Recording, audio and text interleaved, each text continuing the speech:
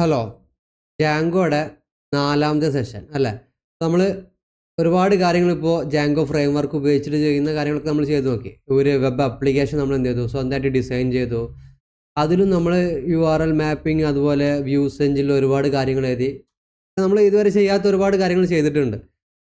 നമ്മുടെ ലാസ്റ്റ് സെഷനിൽ നമ്മൾ ഇൻഹെറിറ്റൻസ് ഒക്കെ ഉപയോഗിച്ചിട്ട് കുറച്ചും കൂടി നമ്മളുടെ കോഡ് ബേസ് എന്ത് ചെയ്തു, ഒന്ന് നമ്മൾ റെഡ്യൂസ് ചെയ്തു അല്ലേ? അതായത് ഒരുപാട് കോഡ് ചെയ്തിരുന്നൊക്കെ നമ്മൾ എന്ത് ചെയ്തു, ഒരു base.html ഫയലൊക്കെ ക്രിയേറ്റ് ചെയ്തിട്ട് അതിലോട്ടൊക്കെ നമ്മൾ എന്ത് ചെയ്തു, ഇൻഹെറിറ്റ് ചെയ്യുന്ന പരിപാടികൾ കാര്യങ്ങളൊക്കെ ചെയ്ത് നോക്കി. നെക്സ്റ്റ് നമുക്ക് നോക്കാനുള്ളത് സ്റ്റാറ്റിക് ഫയൽസ്. അപ്പോൾ നമ്മൾ ഡൈനാമിക് ആയിട്ട് എന്ത് ചെയ്തു, HTML പേജുകളൊക്കെ നമ്മൾ സെർവ് ചെയ്യുന്നത് ജസ്റ്റ് നോക്കി. നമ്മൾ വേരിയബിൾ കൊണ്ടുവന്നു, അങ്ങനെ ഒരുപാട് കാര്യങ്ങളൊക്കെ കൊണ്ടുവന്നിട്ട് എന്ത് ചെയ്തു, ഡൈനാമിക് ആയിട്ട് ഒരു HTML പേജ് എങ്ങനെ സെർവ് ചെയ്യാം, ഒരു വെബിൽ നമുക്ക് എങ്ങനെ സെർവ് ചെയ്യാം എന്നുള്ള കാര്യങ്ങൾ നോക്കിക്കഴിഞ്ഞു. നെക്സ്റ്റ് നമുക്ക് ഇതുപോലെ എന്തും കൂടി കൊണ്ടുവരണം, സ്റ്റാറ്റിക് ഫയൽസ് കൊണ്ടുവരണം. ഓക്കെ, സ്റ്റാറ്റിക് ഫയൽസ് എന്ന് പറയുമ്പോൾ HTML CSSൻ്റെ ടൈമിൽ നമ്മൾ എന്ത് പഠിച്ചായിരുന്നു, CSS ഒക്കെ പഠിച്ചായിരുന്നു അല്ലേ? അതൊരു സ്റ്റാറ്റിക് ഫയലാണ്. അതായത് നമ്മൾക്ക് കുറച്ച് സ്റ്റൈൽ കൊടുക്കുന്ന കാര്യങ്ങൾ. മേ ബി നമ്മുടെ വെബ് ആപ്ലിക്കേഷനിലോട്ട് നമുക്ക് എന്ത് കൊണ്ടുവരേണ്ടി വരും, കുറച്ച് ഇമേജസ് അല്ലാണ്ട് വീഡിയോസ്, ഇത്തരം കാര്യങ്ങളൊക്കെ മേ ബി എന്തായാലും കൊണ്ടുവരേണ്ടി വരും. അപ്പോൾ ഇതൊക്കെയാണ് എന്ത്, സ്റ്റാറ്റിക് ഫയൽസ് എന്ന് പറയുന്നത്.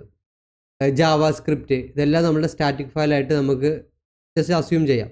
അപ്പോൾ നമ്മളുടെ വെബിലോട്ട് നമുക്ക് എന്ത് സെർവ് ചെയ്യണം, ജസ്റ്റ് ഒരു HTML പേജ് മാത്രമല്ല, അതിന് കുറച്ച് സ്റ്റൈൽ കൊടുക്കണം. അതുപോലെ തന്നെ കുറച്ച് ഇമേജസ് നമുക്ക് എന്ത് ചെയ്യണം, സെർവ് ചെയ്യണം. ജാവാ സ്ക്രിപ്റ്റ് ഒക്കെ നമുക്ക് ഉപയോഗിക്കേണ്ടതായിട്ടുണ്ട്. അപ്പോൾ ഇത്തരം ടൈമിൽ നമ്മൾ എന്ത് ചെയ്യേണ്ടി വരും, HTML പേജിൻ്റെ കൂടെ തന്നെ നമ്മൾ സ്റ്റാറ്റിക് ഫയൽസുകൾ നമ്മൾ ലിങ്ക് ചെയ്യേണ്ടി വരും. അപ്പോൾ അതൊക്കെ എങ്ങനെയാണെന്ന് നോക്കണം. ഇപ്പോൾ ഓൾറെഡി നമ്മുടെ വെബ് നോക്കിക്കഴിഞ്ഞാൽ നമുക്കറിയാം, അത്യാവശ്യം നമ്മൾ എന്ത് ചെയ്തിട്ടുണ്ട്, സ്റ്റൈല് കാര്യങ്ങളൊക്കെ കൊടുത്തിട്ടുണ്ടല്ലേ.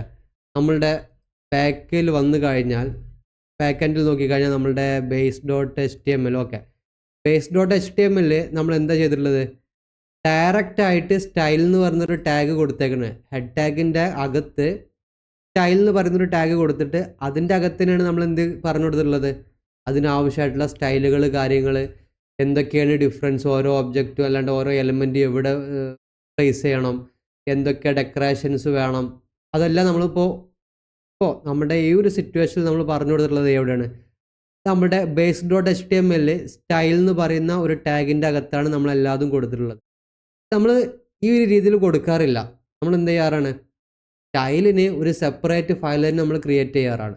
നമ്മൾ HTML ചെയ്തിരുന്ന ടൈമിൽ നിങ്ങൾക്ക് അറിയാം, HTML CSSൻ്റെ ആ ഒരു സെഷനിൽ നമ്മുടെ മേ ബി index.html എന്ന് പറയുന്നൊരു ഫയൽ ഉണ്ടാകാം, അതിൻ്റെ കൂടെ style.css എന്ന് പറയുന്ന മറ്റൊരു ഫയൽ ഉണ്ടാകാം അല്ലേ? അപ്പോൾ ഈ style.cssലാകാം നമ്മൾ കൊടുക്കേണ്ട ഡെക്കറേഷൻസും സ്റ്റൈല് കാര്യങ്ങളൊക്കെ, നമ്മൾ ആട്രിബ്യൂട്ടുകളെല്ലാം നമ്മൾ എഴുതിയിട്ടുണ്ടാവുന്നത് CSS ഫയലിലാകാം. അപ്പോൾ ഇതുപോലെ തന്നെ നമുക്കിത് എന്ത് ചെയ്യണം, ഒന്ന് സ്റ്റാൻഡേർഡൈസ് ചെയ്യണം, ഒരു സ്റ്റാൻഡേർഡ് ഫോർമാറ്റിലോട്ട് നമുക്കിത് മാറ്റണം. ഈ രീതിയിലൊന്നും നമ്മൾ ആരും ചെയ്തു വെക്കാറില്ല. കാരണം ഇപ്പോൾ നമ്മളുടെ വെബ് പേജ് വളരെ ചെറുതാണ് അല്ലേ, ഒരുപാട് കാര്യങ്ങളൊന്നും ഇല്ല, ഏറ്റവും മിനിമം ലെവലിലാണ് നമ്മൾ ഡിസൈൻ ചെയ്തിട്ടുള്ളതും അതിൻ്റെ അകത്തുള്ള കോണ്ടൻ്റ് എല്ലാം മിനിമം ലെവലിലാണ്. അപ്പോൾ അതുകൊണ്ട് തന്നെ അതിനുള്ള സ്റ്റൈലുകൾ കാര്യങ്ങളൊക്കെ വളരെ കുറവാണ്. അപ്പോൾ അതുകൊണ്ട് നമ്മൾ എന്ത് ചെയ്തു, ജസ്റ്റ് നമ്മുടെ HTML ഫയലിൻ്റെ അകത്ത് തന്നെ എഴുതിയെന്നുള്ളൂ. അപ്പോൾ ഒരുപാട് വെബ് പേജുകളുണ്ട്, ഒരുപാട് കാര്യങ്ങളുണ്ടെന്നുണ്ടെങ്കിൽ നമുക്ക് ഒരുപാട് സ്റ്റൈലുകൾ ഉണ്ടായിരുന്നു അല്ലേ. സ്റ്റൈലിന് വേണ്ടിയിട്ട് നമ്മൾ ഒരുപാട് CSSൽ ഒരുപാട് കാര്യങ്ങൾ എഴുതിയിട്ടുണ്ടായിരിക്കും. അപ്പോൾ അതെല്ലാം നമ്മുടെ HTMLനകത്ത് തന്നെ വെക്കുന്നത് എന്തല്ല, ഒരു ബെസ്റ്റ് പ്രാക്ടീസ് അല്ല, ഒരു ബെസ്റ്റ് വേ അല്ല. അതുപോലെ തന്നെ ഒരുപാട് ഇമേജസ് മേ ബി ഉണ്ടാകാം. ജാവാ സ്ക്രിപ്റ്റിൽ നമ്മൾ ഒരുപാട് ആക്ഷൻസുകൾ കാര്യങ്ങളെല്ലാം എഴുതിയിട്ടുണ്ടാകും. അപ്പോൾ ഇതിനൊക്കെ നമ്മൾ എന്താണ്, അതിൻ്റെ ഒരു സ്റ്റാൻഡേർഡ് വേ അനുസരിച്ച് സെപ്പറേറ്റ് ആക്കുന്നതാണ്. ഓക്കെ, അപ്പോൾ അത് നമുക്ക് ഇവിടെ ജസ്റ്റ് ഒന്ന് കൊണ്ടുവരാം. അതായത് സ്റ്റാറ്റിക് ഫയൽസ് നമുക്ക് എങ്ങനെ സെർവ് ചെയ്യാമെന്ന് നോക്കാം. അപ്പോൾ അതിനു വേണ്ടി ഞാൻ ചെയ്യുന്നത്, ഫസ്റ്റ് ഞാൻ ഇതൊക്കെ ഒന്ന് ജസ്റ്റ് ഒന്ന് ക്ലോസ് ചെയ്യുന്നുണ്ട്, കൂടുതൽ കൺഫ്യൂഷൻസ് ഇല്ലാതിരിക്കാൻ വേണ്ടിയിട്ട്. ഇവിടെ വന്നു കഴിഞ്ഞാൽ നമ്മുടെ ആപ്പ് കാണാം, ടെംപ്ലേറ്റ് ഡയറക്ടറി കാണാം, ട്രാവൽ എന്ന് പറയുന്ന ഡിഫോൾട്ട് ആപ്പ് ഉണ്ട്. നമ്മൾ ടെംപ്ലേറ്റ് ക്രിയേറ്റ് ചെയ്തു അല്ലേ, ടെംപ്ലേറ്റ് എന്ന് പറയുന്ന ഒരു ഡയറക്ടറി നമ്മൾ ക്രിയേറ്റ് ചെയ്തു. അതിൽ ഒരുപാട് HTML ഫയലുകൾ നമ്മൾ എന്ത് ചെയ്തു, എഴുതി പിടിപ്പിച്ചു. അത് നമ്മൾ നമ്മുടെ വെബിൽ നമ്മൾ സെർവ് ചെയ്തു.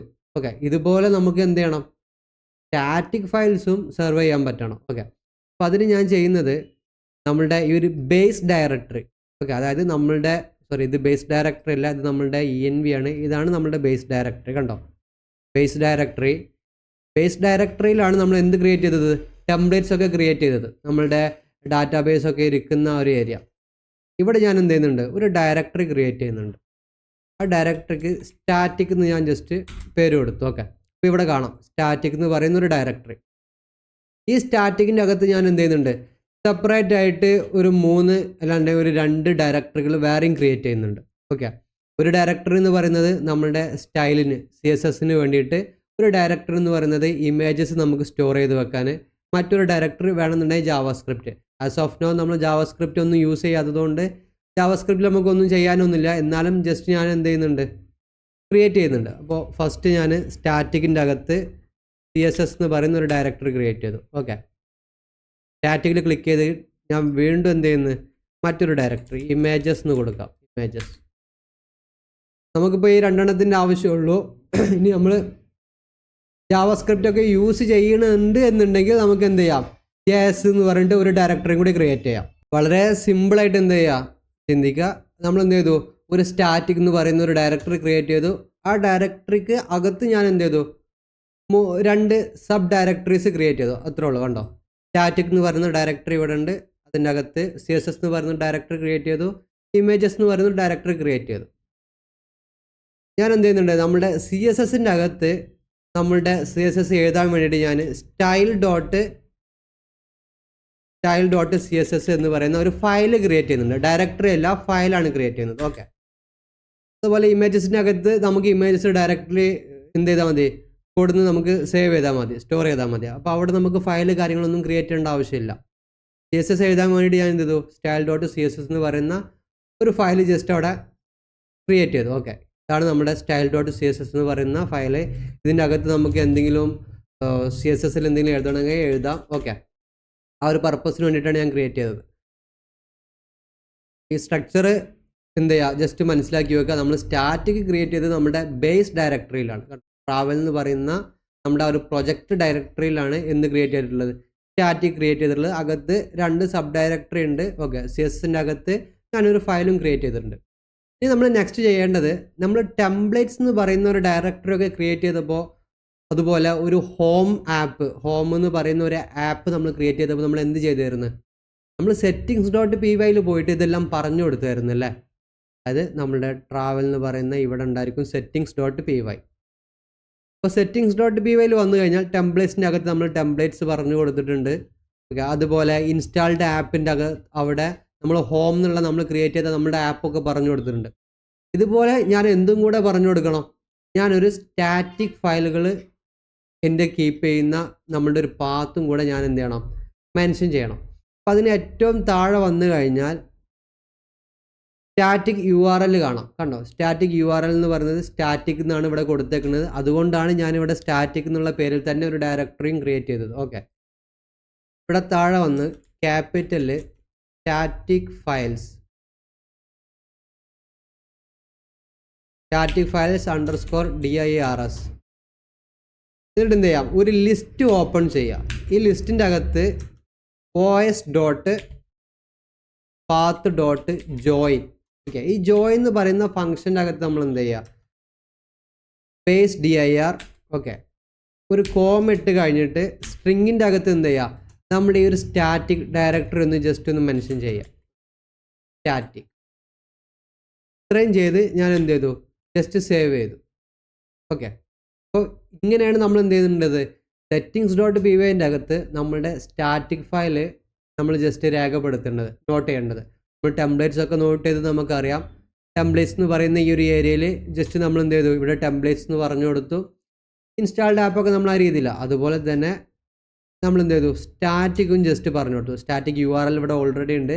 സ്റ്റാറ്റിക് ഫയൽസിൻ്റെ ആ ഒരു ഡയറക്ടറി കാര്യങ്ങളൊക്കെ നമ്മൾ എന്ത് ചെയ്തു? os.path.join എന്നുള്ള ഈ ഒരു ഫംഗ്ഷൻ ഉപയോഗിച്ച് ഞാൻ ജസ്റ്റ് പറഞ്ഞു കൊടുത്തു. ഇവിടെ നെക്സ്റ്റ് നമ്മൾ ശ്രദ്ധിക്കേണ്ടത്, OS എന്ന് പറയുന്നത് ഈ ഒരു മൊഡ്യൂള് ഇമ്പോർട്ടഡ് ആയിരിക്കണം എന്നില്ല. ഓക്കെ, അപ്പോൾ മേ ബി നിങ്ങൾക്ക് അവിടെ ഒരു എറർ പോലൊക്കെ വരാം. ഓൾറെഡി നമ്മുടെ സെർവർ റണ്ണിങ്ങിലാണെന്നുണ്ടെങ്കിൽ കണ്ടോ, OS is not defined, did you forget to import OS. അവിടെ നമുക്ക് ആ ഒരു എറർ വന്നിട്ടുണ്ട്. അപ്പോൾ നമ്മുടെ സെറ്റിങ്സ് ഡോട്ട് പി വൈയിൽ തന്നെ ജസ്റ്റ് ഇവിടെ എന്ത് ചെയ്യുക, ഇമ്പോർട്ട് ഒ എസ് എന്ന് ജസ്റ്റ് കൊടുക്കുക. ഈ ഒരു ഫയൽ ഞാൻ എന്ത് ചെയ്തു, സേവ് ചെയ്തു. ഓക്കെ, ഇപ്പോൾ ഓക്കെ ആയിട്ടുണ്ട്. നമുക്ക് ആ ഒരു എറർ ഇഷ്യൂസ് ഒന്നുമില്ല. ഇപ്പോൾ ഒ എസ് എന്ന് പറയുന്ന ഒരു മൊഡ്യൂൾ എന്ത് ചെയ്യണം, നമ്മൾ ഇമ്പോർട്ട് ചെയ്യണം. ഓക്കെ, എന്നാലേ നമുക്ക് ഈ ഒരു കാര്യം ഇവിടെ പ്രോപ്പറായിട്ട് കണ്ടോ. നമ്മളിവിടെ ഒ എസ് എന്ന് പറയുന്ന ഒരു സംഭവം യൂസ് ചെയ്യുന്നുണ്ട്. ഒ എസ് നമ്മൾ ഇമ്പോർട്ട് ചെയ്തിട്ടില്ല എന്നുണ്ടെങ്കിൽ നമുക്ക് അവിടെ ഡെഫിനറ്റ്ലി ഒരു എറർ മെസ്സേജ് ആയിരിക്കും നമ്മുടെ ടെർമിനലിൽ അല്ലാണ്ട് കൺസോളിൽ നമുക്ക് കിട്ടാൻ പോകുന്നത്. നമ്മുടെ ആപ്ലിക്കേഷൻ എന്താണ്, വെബ് ആപ്ലിക്കേഷൻ റണ്ണിങ് ആണ്. നമ്മൾ ക്രിയേറ്റ് ചെയ്തതാണ്. എബൌട്ടിൽ ക്ലിക്ക് ചെയ്താൽ എബൌട്ട് പേജിലോട്ട് പോകുന്നുണ്ട്. പ്ലേസസിൽ ക്ലിക്ക് ചെയ്താൽ പ്ലേസ് പേജിലോട്ട് പോകുന്നുണ്ട്. പ്ലേസസ് എന്ന് പറയുന്ന ഈ ഒരു പേജിൽ നമ്മൾ കാര്യമായിട്ട് കോണ്ടന്റ് അല്ലാതെ HTML നമ്മളൊന്നും എഴുതി പിടിപ്പിക്കാത്തത് കൊണ്ടാണ് നമുക്കിവിടെ ബ്ലാങ്ക് ആയിട്ട് കിടക്കുന്നത്. Contact page. ഓക്കെ, നമ്മളിവിടെ ഒന്നും ഇൻഹെറിറ്റൻസ് കാര്യങ്ങളൊന്നും ചെയ്തിട്ടില്ല, അതുകൊണ്ടാണ്. ബാക്ക് നമ്മുടെ ഹോം പേജിലോട്ട് തന്നെ വരാം. ഇവിടെ നമ്മൾ എന്തും കൂടെ കൊടുക്കണം, സ്റ്റാറ്റിക് എന്നും കൂടെ കൊടുക്കണേ. CSS style dot CSS. CSS എന്ന് പറയുന്നത് സ്റ്റാറ്റിക്കിൻ്റെ അകത്താണ്, അതുകൊണ്ട് ഇവിടെ ഒരു സ്ലാഷ് ഇട്ട് കൊടുക്കാം. ഞാൻ സേവ് ചെയ്തു. നമുക്ക് എന്ത് ചെയ്യാം, ബ്രൗസറിൽ വന്നു കഴിഞ്ഞ് ഒന്നും കൂടെ നമ്മളുടെ ഈ ഒരു ആപ്ലിക്കേഷൻ നമുക്ക് റീഫ്രഷ് ചെയ്ത് നോക്കാം. Static did you forget to register or load this tag. അതായത് നമ്മുടെ ഈ സ്റ്റാറ്റിക് ഫയൽ നമുക്ക് ഇവിടെ ലോഡ് ചെയ്യണമെന്നുണ്ടെങ്കിൽ ഞാൻ എന്ത് ചെയ്യണം, നമ്മുടെ ബേസ് ഡോട്ട് HTML അതല്ല ഏതെങ്കിലും HTML ഫയലിൻ്റെ ഫസ്റ്റിൽ നമ്മളുടെ ടാഗ് ടെംപ്ലേറ്റ് മെത്തേഡ് യൂസ് ചെയ്തിട്ട്, ഓക്കെ, ടെംപ്ലേറ്റ് മെത്തേഡിൻ്റെ അകത്ത് ഞാൻ എന്ത് കൊടുക്കണം, ലോഡ് സ്റ്റാറ്റിക് എന്ന് ജസ്റ്റ് ടൈപ്പ് ചെയ്തെടുക്കണം. ഓക്കെ, അതായത് നമ്മുടെ ഈ ഒരു സ്റ്റാറ്റിക് ഇവിടെ ലോഡ് ചെയ്യാൻ വേണ്ടിയിട്ടും കൂടെ നമ്മൾ എന്ത് ചെയ്യണം, അവിടെ എക്സ്പ്ലിസിറ്റി നമ്മൾ മെൻഷൻ ചെയ്ത് കൊടുക്കണം. ഞാൻ ജസ്റ്റ് സേവ് ചെയ്തു. നമുക്ക് ഒന്നും കൂടെ എന്ത് ചെയ്യാം, റീഫ്രഷ് ചെയ്യാം. ഓക്കെ, ഇപ്പം എന്ത് സംഭവിച്ചു, നമ്മുടെ ആ സ്റ്റൈലെല്ലാം തിരിച്ചു വന്നു അല്ലേ. പക്ഷേ നമ്മൾ എന്ത് ചെയ്തു, സ്റ്റൈല് നമ്മൾ സെപ്പറേറ്റ് മറ്റൊരു ഫയലിലാണ് എഴുതിയത് അല്ലേ, .css എന്ന് പറയുന്ന ഒരു ഫയലിലാണ് എഴുതിയത്. ബട്ട് നമ്മളുടെ ബേസ് ഡോട്ട് HTML നമ്മൾ എന്ത് ചെയ്തു, ആ ഒരു സ്റ്റാറ്റിക്കിനെ നമ്മൾ ലോഡ് ചെയ്തു.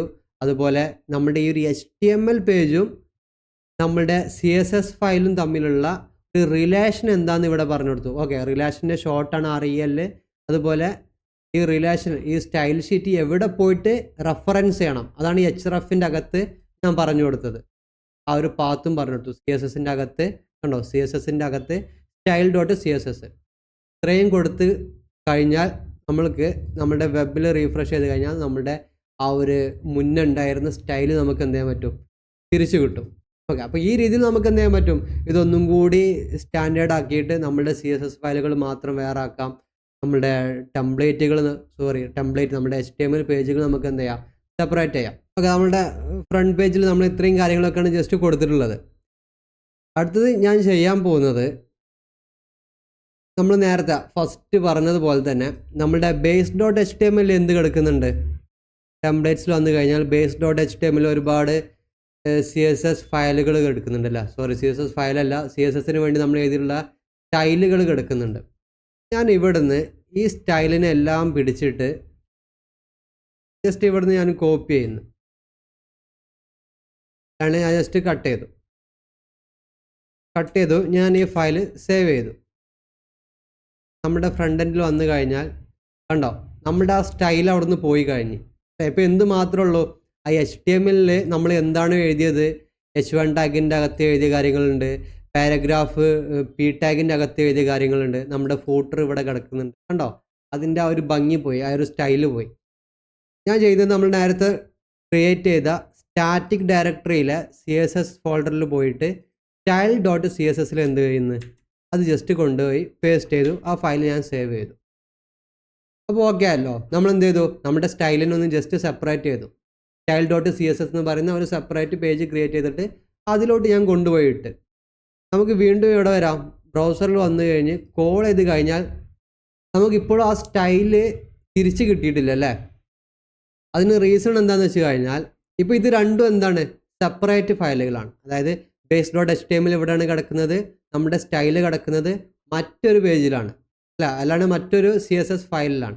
അപ്പോൾ നമുക്ക് എന്ത് ചെയ്യണം, ഈ രണ്ട് ഫയലിനെയും കൂടി നമുക്ക് ഈ ലിങ്ക് ചെയ്യണം. ഇതിൻ്റെ ഒരു റിലേഷന് അവിടെ പറഞ്ഞു കൊടുക്കണം. അപ്പോൾ അതിന് ഞാൻ ചെയ്യുന്നത് ബേസ് ഡോട്ട് HTML ഞാൻ വീണ്ടും വന്നിട്ട് നമ്മുടെ ഹെഡ് ടാഗിൻ്റെ അടിയിൽ ഞാൻ എന്ത് ചെയ്യുന്നുണ്ട്, ലിങ്ക് എന്ന് പറയുന്ന ഒരു ടാഗ് ഞാൻ ക്രിയേറ്റ് ചെയ്യുന്നുണ്ട്. Link tag. ഈ സ്റ്റൈൽ ടാഗ് ഇനി നമുക്ക് ആവശ്യമില്ല, ഞാൻ ജസ്റ്റ് എടുത്തു. Link tag. ലിങ്കിൻ്റെ അകത്ത് ഞാൻ എന്ത് ചെയ്തിരുന്നത്, REL, അതായത് റിലേഷൻ പറഞ്ഞു കൊടുക്കുകയാണ്. ഓക്കെ, റിലേഷൻ ഇവിടെ സജഷനായിട്ട് എനിക്ക് വരുന്നുണ്ട്. ഞാൻ എൻ്റർ അടിച്ച് കഴിഞ്ഞാൽ എങ്ങനെ വരും. ഓക്കെ, അപ്പോൾ റിലേഷൻ്റെ അകത്ത് ഞാൻ കൊടുക്കേണ്ടത് സ്റ്റൈൽ ഷീറ്റാണ് അല്ലേ. CSS എന്ന് പറയുന്നത് നമ്മൾ എന്ത് പറഞ്ഞു, സ്റ്റൈൽ ഷീറ്റാണ്. ഞാൻ ജസ്റ്റ് സ്റ്റൈൽ ഷീറ്റ് എന്ന് പറഞ്ഞു കൊടുത്ത്. ഓക്കെ, അടുത്തത് ഞാൻ എന്ത് പറയണം, ആ സ്റ്റൈൽ ഷീറ്റ് എവിടെയാണ് കിടക്കുന്നത് അതിൻ്റെ ഒരു റെഫറൻസ് ഞാൻ പറഞ്ഞു കൊടുക്കണം. എവിടെ പോയിട്ടാണ് റെഫർ ചെയ്യേണ്ടതെന്ന്, നമ്മളുടെ ഈ ഒരു ഇൻഡെക്സ് ഫയല് ഇതിന് വേണ്ട സ്റ്റൈല് എവിടെ പോയി റെഫർ ചെയ്യണം, അതായത് ഇവിടെ വന്ന് റെഫർ ചെയ്യണം അല്ലേ. അപ്പോൾ അത് ഞാൻ ഇവിടെ പറഞ്ഞു കൊടുക്കണം. അത് നമ്മളുടെ ഈ രീതിയിൽ തന്നെ വേണം നമ്മൾ പറഞ്ഞു കൊടുക്കാൻ. ഓക്കെ, നമ്മൾ വേരിയബിള് അതുപോലെ ടാഗ് എല്ലാം യൂസ് ചെയ്തിരുന്ന ഈ ഒരു ടെംപ്ലേറ്റ് മെത്തേഡ് ഉണ്ടല്ലോ, നമ്മുടെ കേളി ബ്രാക്കറ്റ്, അതിൻ്റെ അകത്ത് പെർസെൻറ്റേജ് സൈന്, അതിൻ്റെ അകത്ത് ഞാൻ എന്ത് കൊടുക്കണം, ഒരു സ്ട്രിങ്ങിൽ എവിടെയാണ് CSSൽ സ്റ്റൈൽ ഡോട്ട് CSS അല്ലേ, CSSൽ സ്റ്റൈൽ ഡോട്ട് CSS ജസ്റ്റ് എന്ത് ചെയ്യുക, മനസ്സിലാക്കി വെക്കുക. അപ്പോൾ ഇതുപോലെ നമുക്ക് ഇനി ഏതെങ്കിലും കാര്യങ്ങൾക്ക് എന്തെങ്കിലും പുതിയൊരു ക്ലാസ് ക്രിയേറ്റ് ചെയ്യണം, അതല്ല ഏതെങ്കിലും ഒരു എലമെൻറ്റിന് അല്ലാണ്ട് ഒരു ടാഗിന് നമുക്ക് എന്തെങ്കിലും ഒരു ഡിവ് എലമെൻറ്റിന് നമുക്ക് എന്തെങ്കിലും സ്റ്റൈലൊക്കെ കൊടുക്കണമെന്നുണ്ടെങ്കിൽ എവിടെ പോയി നമുക്ക് ചേഞ്ച് ചെയ്താൽ മതി, നമ്മളുടെ ഈ ഒരു സ്റ്റൈൽ ഡോട്ട് CSS എന്ന് പറയുന്ന ഫയലിൽ നമുക്ക് കയറിയിട്ട് മാറ്റങ്ങൾ വരുത്തിയാൽ മതി. ഓക്കെ, നെക്സ്റ്റ് നമുക്ക് നോക്കാനുള്ളത് കുറച്ചും കൂടി ഇമ്പോർട്ടൻ്റ് ആയിട്ടുള്ള കാര്യങ്ങളാണ്. അതായത് മോഡൽ. നമ്മുടെ മോഡൽസ് ഡോട്ട് PY എന്ന് പറയുന്ന ഫയൽ എന്താണെന്നൊക്കെ പറഞ്ഞായിരുന്നു. ഡാറ്റാബേസ് എൻഡിൽ നമുക്കൊരു ടേബിൾ ക്രിയേറ്റ് ചെയ്യാം. ഇത്തരം കാര്യങ്ങളൊക്കെ നമ്മൾ ഓൾറെഡി മുന്നേ നമ്മൾ പറഞ്ഞതാണ്. പിന്നെ അതിലോട്ടാണ് കിടക്കുന്നത്. അപ്പോൾ നമുക്ക് അവിടെ CRUD പോലത്തെ ഓപ്പറേഷൻസ് ഉണ്ടായിരിക്കും. അതായത് ഡാറ്റാബേസ് സൈഡിൽ എന്തെങ്കിലും ഒരു ഡാറ്റ ക്രിയേറ്റ് ചെയ്യുന്നത്, അല്ലാന്നുണ്ടെങ്കിൽ അതിലൊരു അപ്ഡേഷൻ, ആ ഒരു ഡാറ്റ നമുക്ക് ഡാറ്റാബേസിൽ നിന്ന് റീഡ് ചെയ്തിട്ട് നമുക്ക് നമ്മുടെ ഫ്രണ്ട് എൻഡിൽ ഡിസ്പ്ലേ ചെയ്യേണ്ടി വരും. അല്ലാന്നുണ്ടെങ്കിൽ ഏതെങ്കിലും ഒരു ഡാറ്റ നമുക്ക് എന്ത് ചെയ്യേണ്ടി വരും, ഡിലീറ്റ് ചെയ്യേണ്ടി വരും. ഇതിനാണ് നമ്മൾ CRUD ഓപ്പറേഷൻ എന്ന് പറയുന്നത്. Create, read, update, delete. Okay, അപ്പോൾ നമ്മൾ ഓൾറെഡി എന്ത് പറഞ്ഞായിരുന്നു, ഒരു അഡ്മിൻ പാനൽ നമ്മളുടെ ജാങ്കോയുടെ കൂടെ ഉണ്ടെന്നല്ലേ, ഇൻബിൽറ്റ് ആയിട്ട് വരുന്ന ഒരു അഡ്മിൻ പാനൽ ഉണ്ടെന്ന്. ഇതിന് നമുക്ക് എന്ത് ചെയ്യണം, ഇവിടെ യൂസറിനെ ക്രിയേറ്റ് ചെയ്യണം. As of now user name പാസ്വേഡൊക്കെയാണ് ഇവിടെ കാണിക്കുന്നത്. നമ്മൾ യൂസറിനെ ക്രിയേറ്റ് ചെയ്തിട്ടില്ല ഇതുവരെ. പക്ഷെ അതിന് വേണ്ടി ഞാൻ എന്ത് ചെയ്യുന്നത്, നമ്മുടെ ഡെവലപ്മെൻറ്റ് സെർവർ ഞാൻ ജസ്റ്റ് ഒന്ന് എന്ത് ചെയ്യുന്നുണ്ട്, ക്ലോസ് ചെയ്യുന്നുണ്ട്. ഓക്കെ, ഇവിടെ Python 3 manage.p create super user.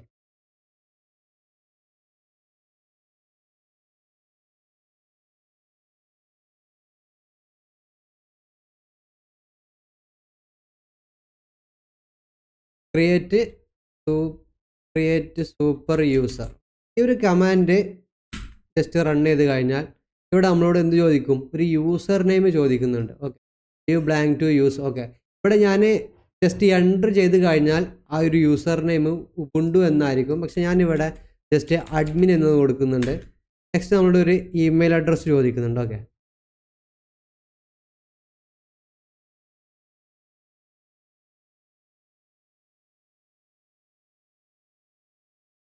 ഞാനിവിടെ ഇമെയിൽ അഡ്രസ്സ് കൊടുക്കുന്നുണ്ട്. ജസ്റ്റ് എൻ്റർ അടിച്ചു. നെക്സ്റ്റ് പാസ്വേഡ് കൊടുത്തു. പാസ്വേഡ് റീടൈപ്പ് ചെയ്യാൻ പറയുന്നുണ്ട്. വീണ്ടും കൊടുത്തു. The password is too similar to the user name. This password is too common. അതായത് ഞാൻ ഏറ്റവും സിമ്പിളായിട്ടുള്ളൊരു പാസ്വേഡാണ് കൊടുത്തത്. അതുകൊണ്ടാണ് ഇപ്പോൾ നമ്മളൊരു അഡ്മിൻ പാനലൊക്കെ ആകുമ്പോൾ കുറച്ചും കൂടി സെക്യൂർഡ് ആയിട്ടുള്ള പാസ്വേഡാണ് നമ്മൾ പ്രൊഡക്ഷനിലൊക്കെ കൊടുക്കാറ്. ഇതൊരു ഡെവലപ്മെൻറ്റ് ഫേസാണ്. നമ്മൾ ജസ്റ്റ് ടെസ്റ്റ് ചെയ്ത് നോക്കുന്നതുകൊണ്ട് ഞാൻ ഏറ്റവും സിമ്പിളായിട്ടുള്ള ഒരു വീക്കായിട്ടുള്ള പാസ്വേഡാണ് കൊടുത്തിട്ടുള്ളത്. അപ്പോൾ ആ ഒരു പാസ്വേഡുമായിട്ട് മുന്നോട്ട് പോവുകയാണെന്ന് ചോദിക്കുന്നത് ഞാൻ അവിടെ യെസ് എന്ന് കൊടുത്തു. ഓക്കെ, ഇവിടെ കാണാം സൂപ്പർ യൂസർ ക്രിയേറ്റഡ് സക്സസ്ഫുള്ളി. നമുക്ക് വീണ്ടും എന്ത് ചെയ്യാം, നമ്മുടെ ഡെവലപ്മെൻറ്റ് സെർവർ റൺ ചെയ്യാം. ഇവിടെ വന്ന് ഞാൻ എന്ത് ചെയ്തു, യൂസറിൻ്റെ അവിടെ അഡ്മിൻ എന്ന് കൊടുക്കും. പാസ്വേഡ് ഞാൻ എന്ത് ചെയ്തു, ജസ്റ്റ് ടൈപ്പ് ചെയ്തു, ലോഗിൻ കൊടുത്തു. ഇതാണ് നമ്മളുടെ ഒരു അഡ്മിൻ ഇൻ്റർഫേസ്. മുന്നേ നമ്മൾ കണ്ടിരുന്നത് ഒരു യൂസർ ഇൻ്റർഫേസ് ആണ് അല്ലേ. ഈ അഡ്മിൻ ഇൻ്റർഫേസ് നമ്മളുടെ പബ്ലിക്കിലുള്ള അല്ലാന്നുണ്ടെങ്കിൽ ഏതെങ്കിലും നമ്മളുടെ എൻഡ് യൂസേഴ്സിനൊന്നും ആക്സസിബിൾ ആയിരിക്കില്ല. കാരണം ഇതിൻ്റെ ക്രെഡൻഷ്യൽ കാര്യങ്ങളൊക്കെ നമ്മൾക്കായിരിക്കും അറിയുന്നത്. അപ്പോൾ ഇതിലോട്ട് എന്താ പറയുക, നമ്മളുടെ എൻഡ് യൂസർ ഒന്നും ലോഗിൻ ചെയ്ത് അവർക്ക് കാണാൻ പറ്റുന്നൊരു ഇൻ്റർഫേസ് അല്ല. ഇത് ശരിക്കും മാനേജ് ചെയ്യുന്നത്, ഇതിലുള്ള കാര്യങ്ങളെല്ലാം കൈകാര്യം ചെയ്യുന്നത്, കൺട്രോൾ ചെയ്യുന്നതൊക്കെ ഒരു അഡ്മിൻ സൈഡായിരിക്കും.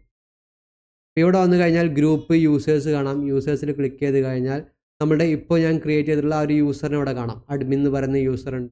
എനിക്ക് ഇനിയും യൂസറിനെ ക്രിയേറ്റ് ചെയ്യണമെന്നുണ്ടെങ്കിൽ ഇവിടെ ആഡ് കൊടുത്തു കഴിഞ്ഞ് ഇവിടെ എനിക്ക് എന്ത് ചെയ്യാം, ജസ്റ്റ് എന്തെങ്കിലും പേര് കൊടുക്കാം. ഒരു ടെസ്റ്റ് യൂസറിനെ ക്രിയേറ്റ് ചെയ്യാം. പാസ്വേഡ് എന്ന് കൊടുക്കും. പാസ്വേഡ് കൺഫർമേഷൻ ചെയ്യുന്നുണ്ട്. 1 2 3 എന്താ save and add another save. Just save കൊടുത്തു. Please correct the error below. Password is too similar.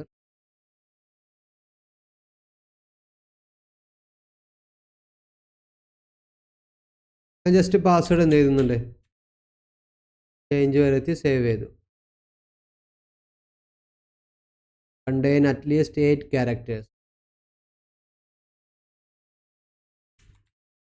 Password എന്ത് ചെയ്തു, കുറച്ച് ലെങ്തി ആയിട്ടുള്ള പാസ്വേഡ് തന്നെ കൊടുക്കുന്നുണ്ട്.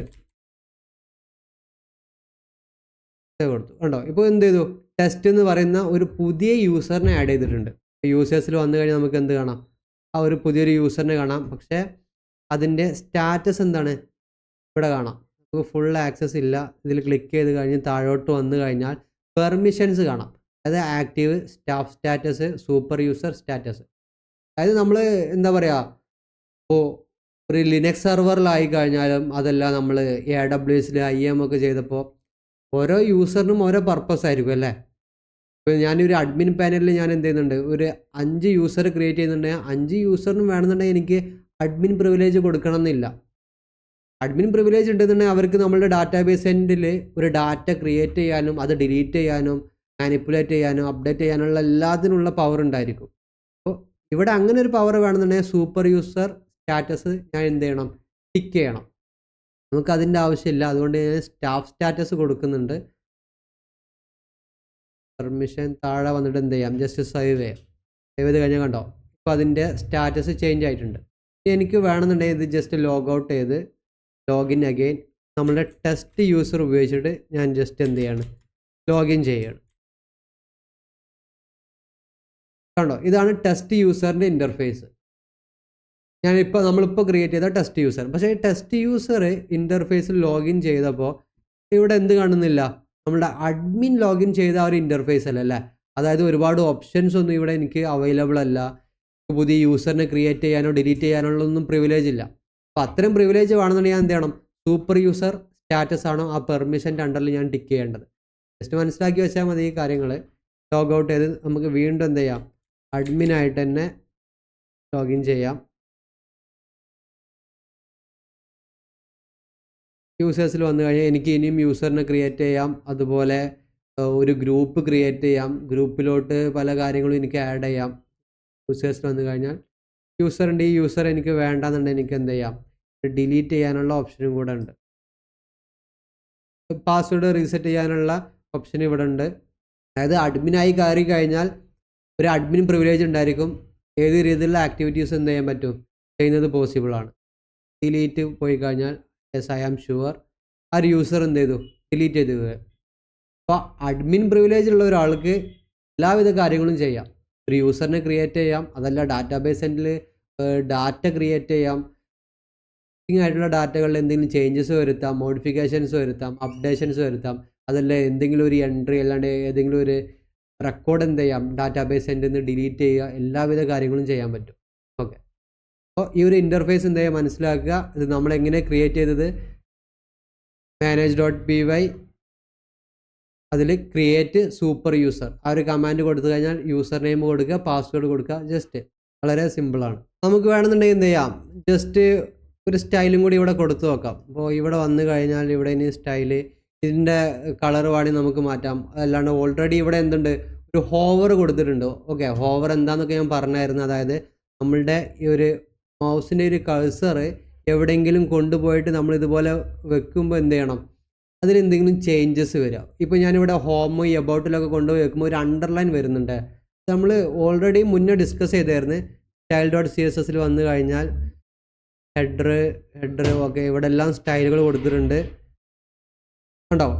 ഇവിടെ ഹെഡറിൻ്റെ ആ ഒരു നേവ് ബാറിലെ ഓപ്ഷൻസിന് എന്ത് കൊടുത്തിട്ടുണ്ട്, ഒരു ഹോവർ കൊടുത്തിട്ടുണ്ട്. ഓക്കെ, അണ്ടർലൈൻ ആണ് അതിന് കൊടുത്തിട്ടുള്ള സ്റ്റൈല്. നമുക്ക് വേണമെങ്കിൽ എന്ത് ചെയ്യാം, അണ്ടർലൈൻ അവിടെ ഉണ്ടായിക്കോട്ടെ, നമുക്ക് അതിൻ്റെ കൂടെ ബാക്ക്ഗ്രൗണ്ട് കളർ വേണമെന്നുണ്ടെങ്കിൽ എന്ത് ചെയ്യാം, വൈറ്റ് കൊടുക്കാം, വൈറ്റ് ബാക്ക്ഗ്രൗണ്ട് കളർ കൊടുക്കാം. സേവ് ചെയ്തു നോക്കാം എന്താണ് ഡിഫറൻസ് വന്നത്. ഇത് വൈറ്റ് കൊടുത്തു കഴിഞ്ഞാൽ അതിലുള്ള ടെക്സ്റ്റും വൈറ്റ് കളർ ആയതുകൊണ്ടാണ് ആ ഒരു ഇഷ്യൂ വരുന്നത്. നമുക്കത് ചേഞ്ച് ചെയ്യാം. വൈറ്റിന് പകരം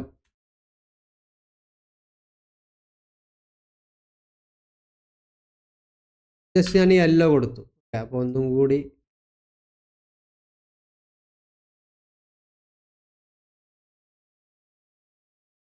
യെല്ലോ വേണ്ട, ഞാൻ എന്ത് ചെയ്യുന്നുണ്ട്, ബ്ലാക്ക് കളർ കൊടുക്കാം. ബ്ലാക്ക് ഫയൽ ഞാൻ ജസ്റ്റ് സേവ് ചെയ്തു, റീഫ്രഷ് ചെയ്യാം. ഇവിടെ വന്നു കഴിഞ്ഞാൽ കേട്ടോ ബ്ലാക്ക് കളർ വന്നു. ഇതും നമുക്ക് എന്ത് ചെയ്യാം, ഈ വരുന്ന കളർ നമുക്ക് വേണമെന്നുണ്ടെങ്കിൽ കുറച്ചും കൂടെ ഡെക്കറേറ്റ് ചെയ്യാം. ഒരു ബോർഡർ റേഡിയസ് നമുക്കൊരു 10 പിക്സൽ കൊടുക്കാം.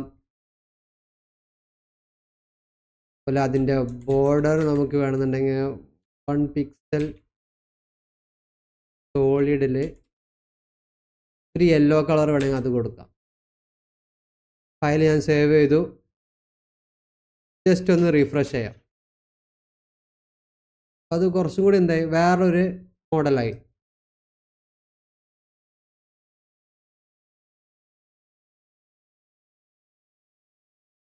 റേഡിയസ് കുറച്ചും കൂടെ ഞാൻ ഇൻക്രീസ് ചെയ്തിട്ട്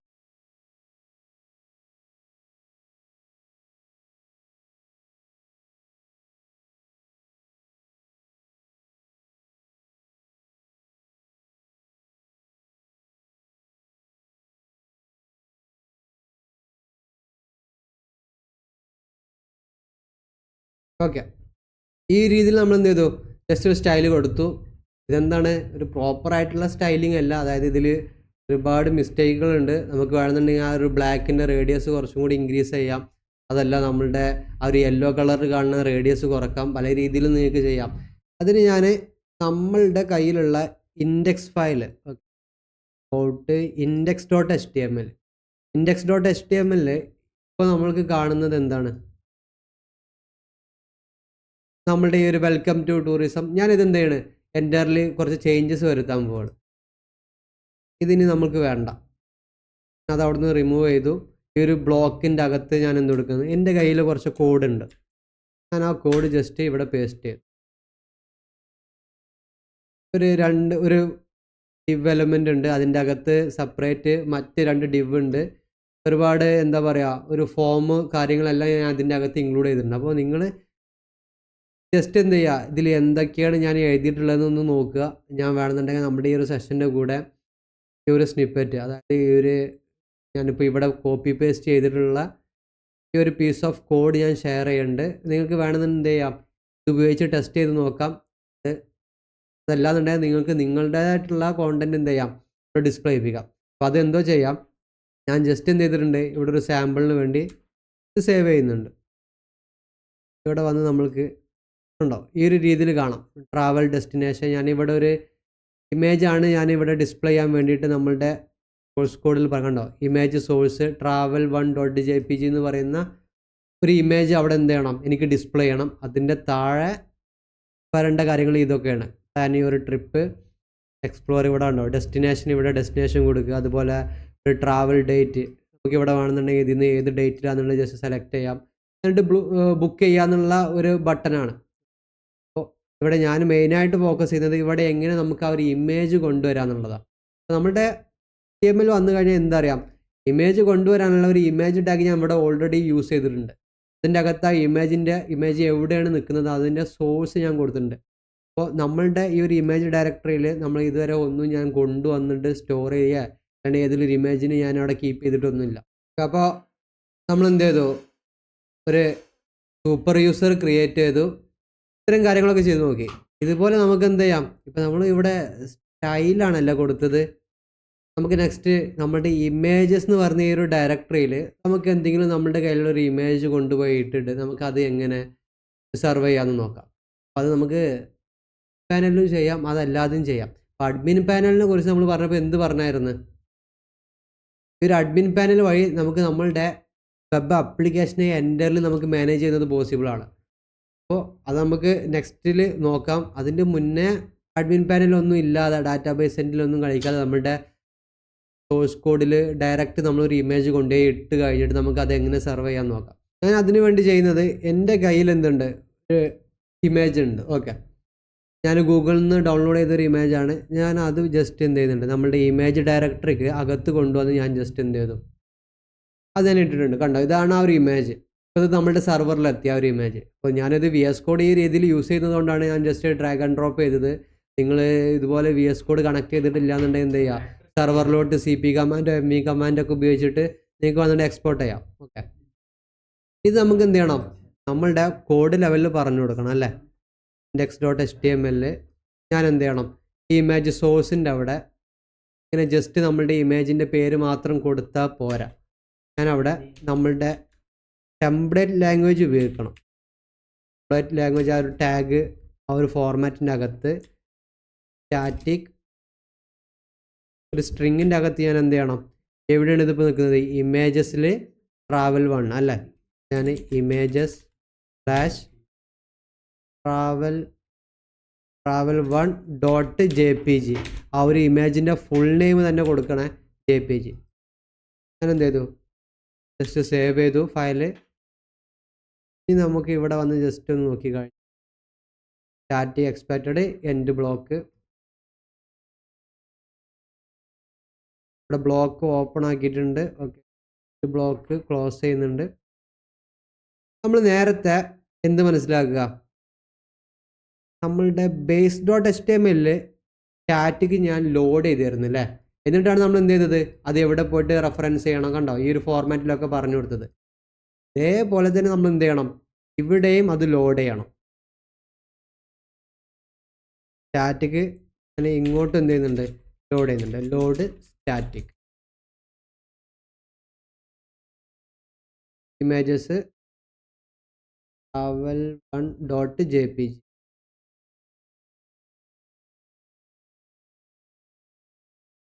കണ്ടോ, ഇപ്പോൾ എന്ത് തോന്നുന്നു, ആ ഒരു ഇമേജ് ഇവിടെ വന്നു. അതുപോലെ മുന്നുണ്ടായിരുന്ന ആ ഒരു ഫോമും അവിടെ സ്റ്റിൽ എക്സിസ്റ്റിംഗ് ആണ്. നമുക്ക് വേണമെന്നുണ്ടെങ്കിൽ ഇതിനെന്ത് ചെയ്യാം, കുറച്ചും കൂടി സ്റ്റൈല് കൊടുക്കാം. നമുക്ക് വേണമെന്നുണ്ടെങ്കിൽ ഇത് സെൻറ്ററിലോട്ട് ആക്കി മാറ്റാം. അതല്ല ഈ ഒരു ഇമേജ് ലെഫ്റ്റ് സൈഡിലും അതുപോലെ ഈ ഒരു ഫോം റൈറ്റ് സൈഡിൽ എങ്ങനെയാണോ വേണ്ടത് ആ രീതിയിൽ നമുക്ക് കൺവേർട്ട് ചെയ്യാം. അപ്പോൾ എന്ത് മനസ്സിലാക്കുക, ഒരു ഇമേജിനെ നമുക്ക് എങ്ങനെ സെർവ് ചെയ്യുക എന്നുള്ള കാര്യം മനസ്സിലാക്കുക. ഇങ്ങനെ സെർവ് ചെയ്യുമ്പോൾ നമുക്ക് എന്ത് വേണം, ഓൾറെഡി നമ്മുടെ സെർവറിൽ ആ ഒരു ഇമേജ് അവിടെ എക്സിസ്റ്റിംഗ് ആയിരിക്കണം. ഓക്കെ, നെക്സ്റ്റ് നമ്മൾ നമ്മുടെ അഡ്മിൻ പാനലിൽ കയറിയിട്ട് ഒരു മോഡലൊക്കെ ക്രിയേറ്റ് ചെയ്തിട്ട് ഇൻപുട്ടൊക്കെ വാങ്ങിക്കാം. ആ രീതിയിലൊക്കെ നമുക്ക് ചെയ്യാം. ഫസ്റ്റ് ഇനീഷ്യലി എന്ത് ചെയ്യുക, ഈ രീതിയിലൊന്ന് പ്രാക്ടീസ് ചെയ്ത് നോക്കുക. ഈ ഒരു എൻ്റയർ കോഡ് നല്ല രീതിയിൽ നോക്കുക. ഇതിലിവിടെ ഈ ക്ലാസ് എന്ന് പറഞ്ഞു കൊടുക്കുന്നതൊക്കെ ബൂട്ട് സ്ട്രാപ്പ് സ്റ്റൈലുകളാണ്. Container, D flex, align items, justify content എല്ലാം ബൂട്ട് സ്ട്രാപ്പിൽ നിന്ന് എടുത്തിട്ടുള്ളതാണ്. അപ്പോൾ CSS പഠിച്ച ടൈമിൽ നമ്മൾ പറഞ്ഞു കൂടുതൽ നിങ്ങൾക്ക് അറിയണമെന്നുണ്ടെങ്കിൽ എന്ത് ചെയ്യുക, ഇതിൽ കുറച്ചും കൂടി ഡീപ്പായിട്ട് റെഫറൻസ് നടത്തുക, ഒരുപാട് ആട്രിബ്യൂട്ടുകൾ, ഒരുപാട് സ്റ്റൈലുകൾ എങ്ങനെ കൊടുക്കുക എന്നൊക്കെ നോക്കാമെന്നൊക്കെ പറഞ്ഞായിരുന്നു. അപ്പോൾ ഈ ഒരു പീസ് ഓഫ് കോഡ് ഞാൻ എന്ത് ചെയ്യാം, ഈ ഒരു സെഷൻ്റെ കൂടെ ഷെയർ ചെയ്യാം. നിങ്ങൾക്ക് വേണമെന്ന് എന്ത് ചെയ്യാം, ഇത് ഉപയോഗിച്ചിട്ട് തന്നെ പ്രാക്ടീസ് ചെയ്യാം. അപ്പോൾ ഇവിടെ നമ്മളുടെ ഈ ഒരു കാര്യങ്ങൾക്ക്, അതായത് നമ്മളൊരു ഇമേജ് ആഡ് ചെയ്തു, ഒരു ഫോം ആഡ് ചെയ്തു, ഇത് വേണമെന്ന് എന്ത് ചെയ്യാം, കുറച്ചും കൂടി സ്റ്റൈൽ കൊടുക്കുക. അപ്പോൾ ഞാൻ അതിന് വേണ്ടിയിട്ട് നമ്മുടെ CSS style.css എന്ന് പറയുന്ന നമ്മുടെ പേജിൽ style.css എന്ന് പറയുന്ന നമ്മുടെ ഫയൽ ഞാൻ എന്ത് ചെയ്യുന്നുണ്ട്, അതിന് വേണ്ട കുറച്ച് സ്റ്റൈൽ ഞാൻ കൊടുക്കുന്നുണ്ട്. ഓക്കെ, അതായത് ആ ഒരു കണ്ടെയ്നറിന് ഞാൻ ഫ്ലക്സ്, കോളം, സെൻറ്റർ എല്ലാം സെൻറ്റർ ആക്കിയിട്ട് ഞാൻ മാറ്റുന്നുണ്ട്. ഈ ഒരു ഫയൽ ഞാൻ ജസ്റ്റ് സേവ് ചെയ്തു. ഞാൻ അതിനെന്ത് ചെയ്തു, എൻ്റയർലി ആ ഒരു കാര്യങ്ങൾ, ആ ഒരു ഇമേജ് അതുപോലെ ഫോമിനെ ഞാൻ കുറച്ചും കൂടി സെൻറ്ററിലോട്ട് കൊണ്ടുവന്നു. അതായത് സ്റ്റൈൽ കൊടുത്തു, അത്രേ ഉള്ളൂ. അപ്പോൾ ഈ രീതിയിൽ എന്ത് ചെയ്യുക, ഇതൊന്ന് ജസ്റ്റ് പ്രാക്ടീസ് ചെയ്യുക. അതായത് ചെറിയൊരു ഭാഗമാണ് സ്റ്റാറ്റിക്കും അതുപോലെ നമ്മുടെ ഇമേജ് സെർവ് ചെയ്യുന്നതും കാര്യങ്ങളൊക്കെ. നെക്സ്റ്റ് നമുക്ക് വരുന്നത് മോഡലൊക്കെ ക്രിയേറ്റ് ചെയ്തിട്ട് കുറച്ചും കൂടി എന്താ പറയുക, അഡ്മിൻ സൈഡിൽ ചെയ്യുന്ന ഒരുപാട് കാര്യങ്ങളാണ്. ക്രെഡ് ലെവലിൽ വരുന്ന ഓപ്പറേഷൻസ് ആണ്. അപ്പോൾ അതിൻ്റെ മുന്നായിട്ട് എന്ത് ചെയ്യുക, ഈ ഒരു കാര്യങ്ങൾ ബേസിക് ആയിട്ടുള്ള കാര്യങ്ങൾ ജസ്റ്റ് ഒന്ന് മനസ്സിലാക്കുക. ഏറ്റവും വേണ്ടത് നമ്മുടെ ഈ ഒരു index.html നമ്മൾ കൊടുത്തിട്ടുള്ള കാര്യങ്ങളൊക്കെ ഒന്ന് ജസ്റ്റ് ഒന്ന് മനസ്സിലാക്കാൻ നോക്കുക. ഒരു ടാഗ് ഉണ്ട്, ഫോം എന്ന് പറയുന്നൊരു ഇൻപുട്ട്, ലാബിൽ അങ്ങനെ ഒരുപാട് എലമെൻറ്റുകൾ ഉപയോഗിച്ചിട്ടുണ്ട്, ടാഗ് എലമെൻറ്റുകളുണ്ട്. ഇതൊക്കെ എന്ത് ചെയ്യുക, ഒന്ന് മനസ്സിലാക്കാൻ ശ്രമിക്കുക. അതുപോലെ എങ്ങനെ ഒരു പേജ് നമുക്ക് ഫ്രണ്ടിലോട്ട് സെർവ് ചെയ്യാം, ഇത്രയും കാര്യങ്ങൾ എന്ത് ചെയ്യുക, ജസ്റ്റ് ഒന്ന് നോക്കുക.